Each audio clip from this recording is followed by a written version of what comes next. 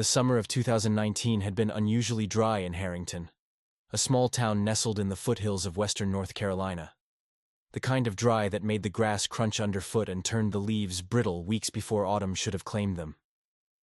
For the Brennan family, though, that August had been filled with the simple joys of ordinary life: backyard barbecues, trips to the lake, and lazy Sunday mornings spent making pancakes in their two-story colonial on Maple Ridge Road. Daniel Brennan, a 38-year-old electrician with calloused hands and a gentle heart, had spent the better part of that summer teaching his two children how to ride bikes without training wheels. His daughter, Grace, had just turned 7, and his son, Leo, was 5 years old and determined to keep up with his big sister in everything she did. On the evening of August 17th, Daniel had come home late from a job site in Asheville, his truck pulling into the gravel driveway, just as the last ribbons of sunlight disappeared behind the Blue Ridge Mountains. His wife, Caroline, met him at the door with a tired smile. She worked as a nurse at the regional hospital and had just finished a 12-hour shift herself. The house smelled like the macaroni and cheese she had made for the kids, and somewhere upstairs, Daniel could hear Grace and Leo arguing about whose turn it was to pick the bedtime story. If you're enjoying this story, take a moment to subscribe to the channel and let us know in the comments where you're watching from tonight. Your support means everything, and we love hearing from viewers all around the world. Now let's continue. That night, the routine unfolded as it always did. Daniel trudged upstairs to kiss his children goodnight, finding them already in their pajamas, teeth brushed, faces still damp from washing. Grace had chosen a book about a princess who befriended a dragon, a favorite she had asked for at least 24 times. Leo curled up beside her in Grace's bed, his thumb gravitating toward his mouth, despite Daniel's gentle reminder that he was getting too old for that. Daniel read the story in different voices, making Grace giggle and Leo's eyes grow heavy with sleep. By 8:30, both children were tucked into their respective beds, nightlights glowing softly in the hallway. Caroline had already fallen asleep on the couch downstairs, the television murmuring some home renovation show she never stayed awake to finish. Daniel covered her with a blanket, turned off the TV, and checked the locks on all the doors, a habit his own father had instilled in him decades ago. The old house creaked and settled around him as he made his way back upstairs, the wooden steps groaning under his weight. He paused outside the kids' rooms, listening to the soft rhythm of their breathing, then continued to the master bedroom at the end of the hall. He didn't know it then, but those quiet, precious moments would be the last ordinary ones he would ever know. The fire started sometime after midnight, in the basement where the old electrical panel had been installed back in 1987, long before Daniel and Caroline had purchased the home. A frayed wire, hidden behind decades of insulation and drywall, had been sparking intermittently for weeks. That night, in the drought-parched air, those sparks found something to catch. The flames spread quietly at first, consuming the wooden beams and climbing up through the walls like something alive and hungry. By the time the smoke detectors began their piercing wail, the first floor was already engulfed. Daniel woke to the sound, that shrill, insistent screaming that every parent dreads. For a moment in the fog of sleep, he thought one of the kids had fallen out of bed or had a nightmare, but then he smelled it, the acrid, choking scent of smoke. He threw off the covers and was on his feet in an instant, his heart hammering against his ribs. Caroline stirred beside him, confusion written across her face, but Daniel was already at the bedroom door, his hand reaching for the knob. The metal was warm. "Caroline, get up," he said, his voice sharp with an urgency that cut through her drowsiness. "There's a fire. We need to get the kids." She was beside him in seconds, her nursing instincts kicking in as she registered the gravity of the situation. Daniel cracked the door open and was met with a wall of smoke so thick it stole the breath from his lungs. The hallway was dark, except for an orange glow at the far end, near the staircase. The flames had already climbed to the second floor. "Grace! Leo!" Daniel shouted, his voice raw. He dropped to his knees, remembering the fire safety lessons he had taught his children. "Stay low, where the air is clearer." Caroline crawled beside him, both of them moving toward the children's bedrooms. The smoke burned Daniel's eyes, turning the familiar hallway into a disorienting maze. He could hear Grace crying somewhere ahead, her voice high and terrified. "Daddy! Daddy! I can't see!" "I'm coming, baby. Stay where you are," Daniel called back, his words dissolving into a fit of coughing.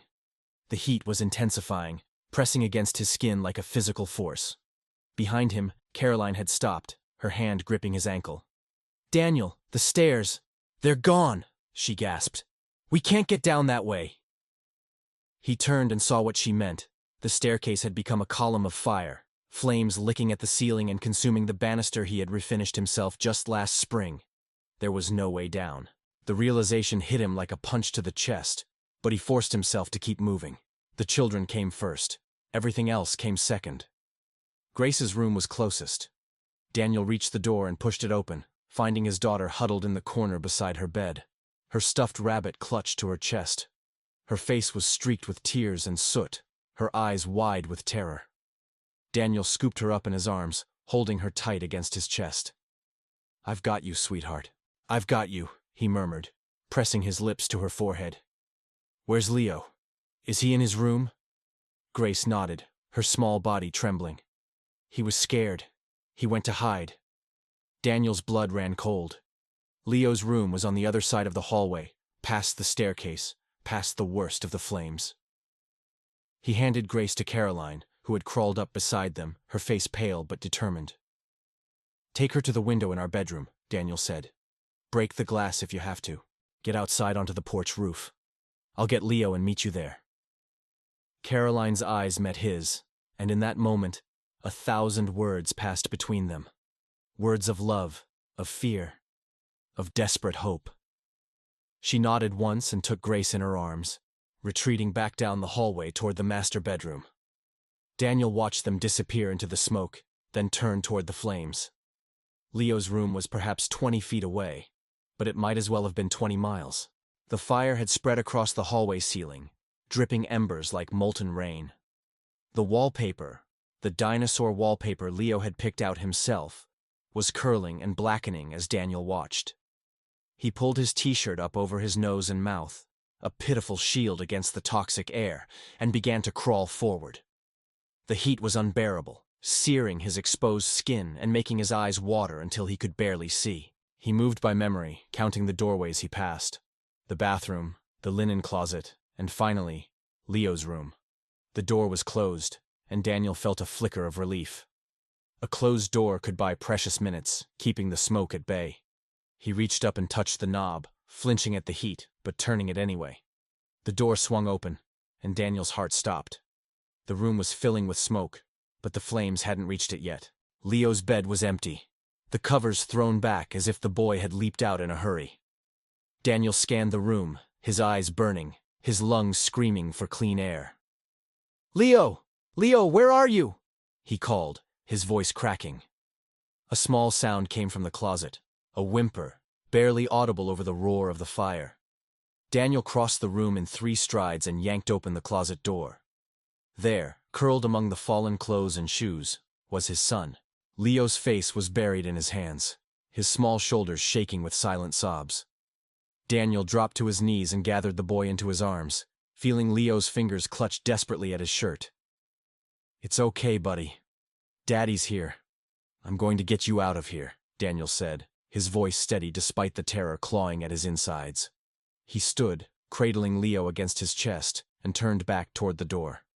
The hallway had changed in the moments he had been inside. The fire had spread, cutting off the path back to the master bedroom. Flames now blocked both directions, and the smoke had grown so thick that Daniel could barely see his own hands. For one terrible moment, despair washed over him. They were trapped. There was no way out. But then he remembered the window. Leo's room had a window that looked out over the backyard, toward the old oak tree that Daniel had been meaning to trim all summer. The branches extended close to the house. Too close, Caroline always said. A hazard in a storm. But now, those branches might be their salvation. Daniel carried Leo to the window and tried to open it, but the frame was warped from years of humidity and neglect. He set Leo down gently and grabbed the desk chair, swinging it at the glass with all his strength. The window shattered, and cool night air rushed in, mixing with the smoke and making Daniel cough violently. He cleared the jagged edges with his hands, ignoring the pain as glass sliced his palms, then lifted Leo up onto the sill. "I need you to be brave, okay?" Daniel said, looking into his son's terrified eyes. "I need you to climb onto that branch and hold on tight. Can you do that for me? Leo's chin trembled, but he nodded. He was small, and the branch was close enough for his little hands to reach. Daniel guided him out, watching as Leo grabbed the rough bark and pulled himself onto the branch with the desperate strength of a child fighting for survival. Good boy. Now, hold on. Don't let go. I'm right behind you, Daniel said. But as he moved to follow, the floor behind him gave way with a splintering crash. A section of the hallway collapsed, sending a plume of fire and smoke billowing into Leo's room. Daniel felt the heat on his back, felt his shirt catch and smolder. He threw himself toward the window, but the frame was too small, his shoulders too broad. He wedged himself partway through, his torso hanging out over the drop while his legs remained trapped inside. Below him, in the flickering light of the fire, he could see Caroline on the lawn with Grace. She was screaming his name, her voice raw and desperate.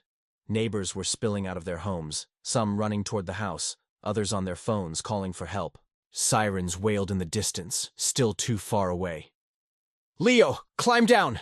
Get to Mommy!" Daniel shouted, his voice strained with effort as he tried to pull himself through the window. But his legs were tangled in something, fallen debris, the curtain rod. He couldn't tell. Every time he moved, the fire behind him seemed to grow closer. Leo was frozen on the branch, his eyes fixed on his father. "Daddy, come on, please." "I'm trying, buddy, I'm trying." Daniel felt the edges of consciousness beginning to blur. The smoke was stealing his strength, filling his lungs with poison. He thought of Caroline, of the life they had built together. He thought of Grace's laugh and Leo's determination to ride his bike without help. He thought of all the things he had meant to do, all the words he had meant to say. And in that moment, he made a choice. He would not let his son watch him die. With a roar that came from somewhere deeper than his own body, Daniel wrenched himself forward, feeling something tear. Muscle, skin. He didn't know, and didn't care. He tumbled through the window, his hands catching the branch just as his body swung free. The impact nearly dislocated his shoulder, but he held on, gasping, his legs dangling above the ground. "Daniel!" Caroline's voice cut through the chaos.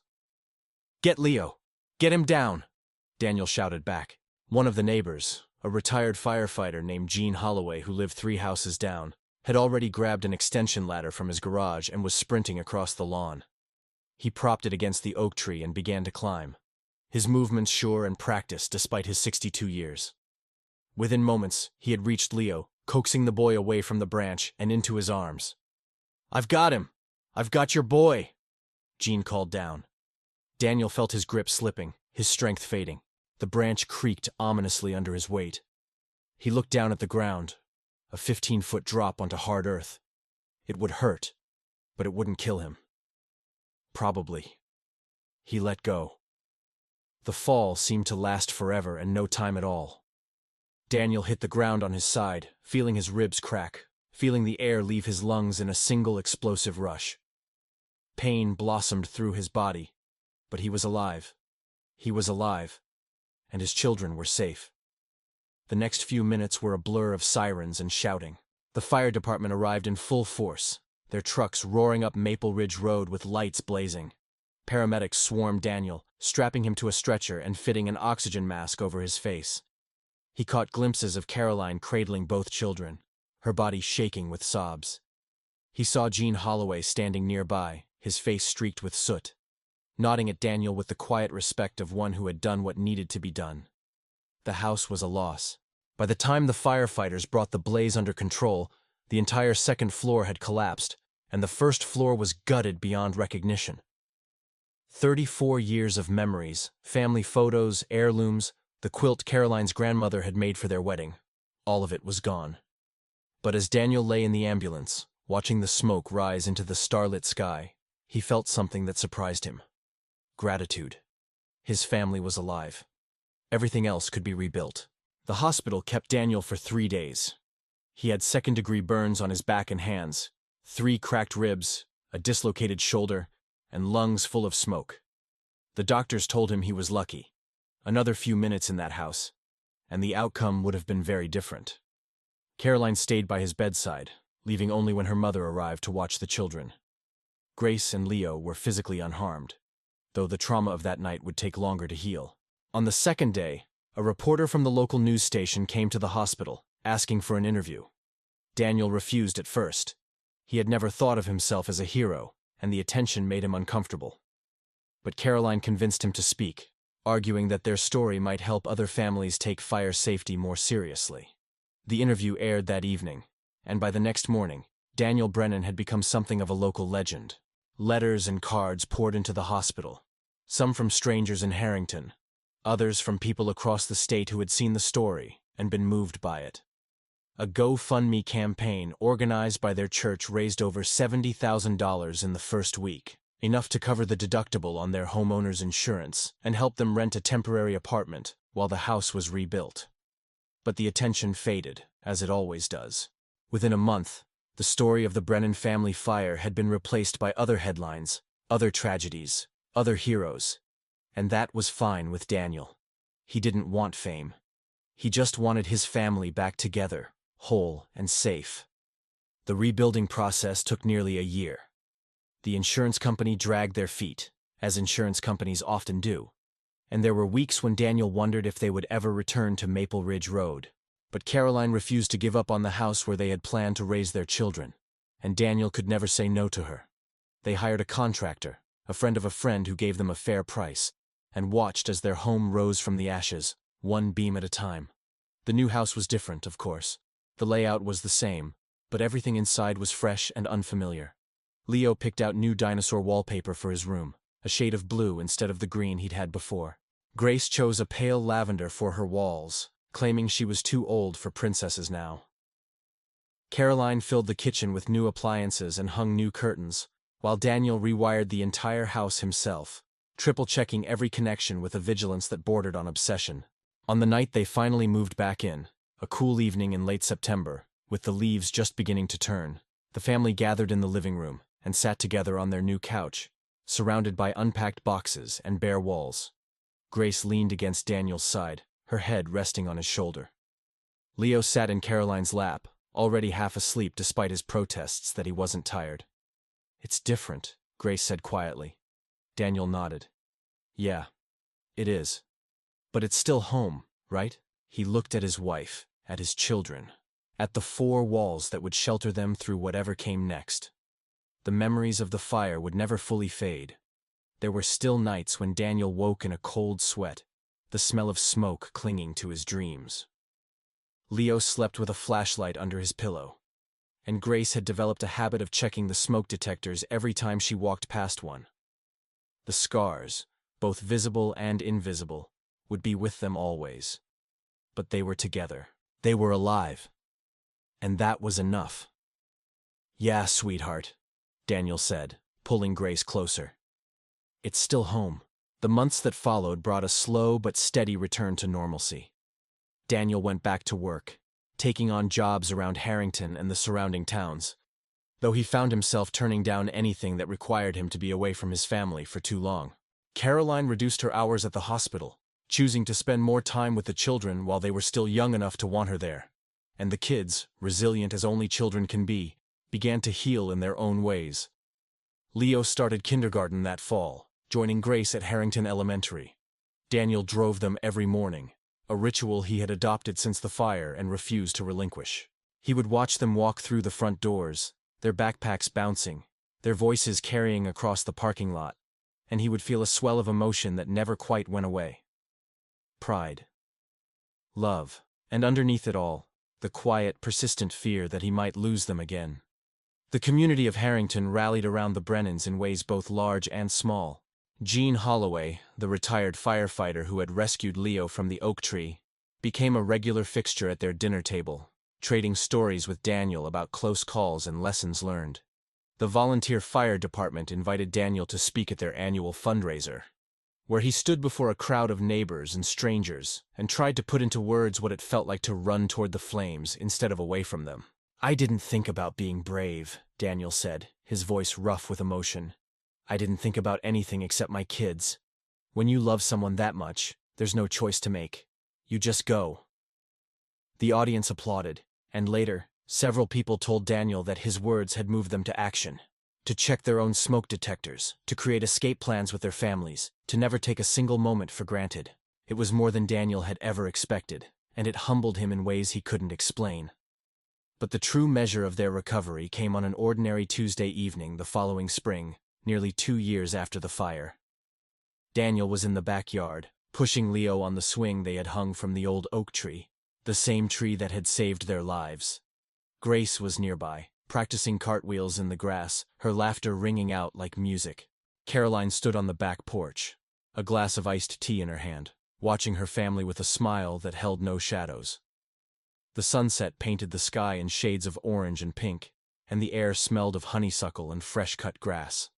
It was the kind of evening that existed outside of time, perfect in its simplicity, eternal in its significance. Daniel looked up at the window of Leo's room. New glass, new frame, new paint, and felt the memories of that terrible night begin to loosen their grip on his heart. He had run into a burning house. He had faced his own mortality. And he had emerged on the other side, not as a hero, but as a father who had done what any father would do. The scars remained. They always would. But so did the love, fierce and unbreakable, strong enough to survive the flames and carry them into the future. Daniel caught Caroline's eye across the yard and she smiled back, and in that moment, nothing else mattered. They were home. They were together. And that was everything.